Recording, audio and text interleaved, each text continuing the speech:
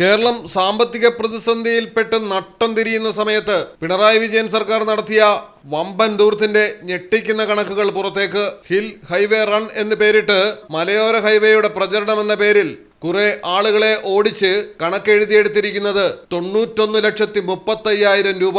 ഇടുക്കിയിൽ കുട്ടിക്കാനം മുതൽ കട്ടപ്പന വരെ 2026 ഫെബ്രുവരിയിൽ നടത്തിയ കൂട്ടയോട്ടത്തിന്റെ ചിലവെന്ന പേരിൽ എഴുതി വച്ചിരിക്കുന്ന കണക്കാണ് പുറത്തു വന്നിരിക്കുന്നത്.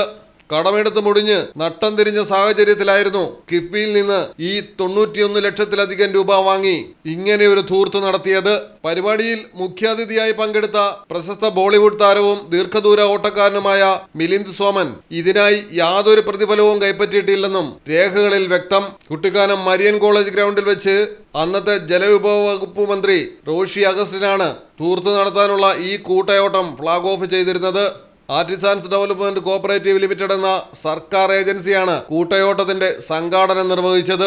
ഓടിയവർക്കുള്ള ടീഷർട്ടിന്റെയും സമ്മേളനം സംഘടിപ്പിച്ച ഹാളിന്റെ വാടകയും കുടിക്കാനും കഴിക്കാനുമുള്ള ആഹാര സാധനങ്ങളുടെ ചിലവും വീഡിയോഗ്രാഫിക്കും കൂടിയാണ് 91,30,000 രൂപ ചിലവെഴുതി വെച്ചിരിക്കുന്നത്. ഈ ഓട്ടപ്രഹസന പരിപാടിയുടെ പേരിൽ ആരൊക്കെ എത്ര ലക്ഷം വീതം കൊള്ളയടിച്ചു എന്നതാണ് ഇനി പുറത്തു വരേണ്ടത്. മലയാളം ടെലിവിഷൻ, ഇടുക്കി. പഴയ സ്വർണ്ണമോർത്ത് ഇനി വിഷമിക്കേണ്ട. കവിത ഗോൾഡ് ആൻഡ് ഡയമണ്ട്സിൽ ഇതാ മൺസൂൺ ഗോൾഡ് എക്സ്ചേഞ്ച് ഫെസ്റ്റിവലും NRI ഫെസ്റ്റും.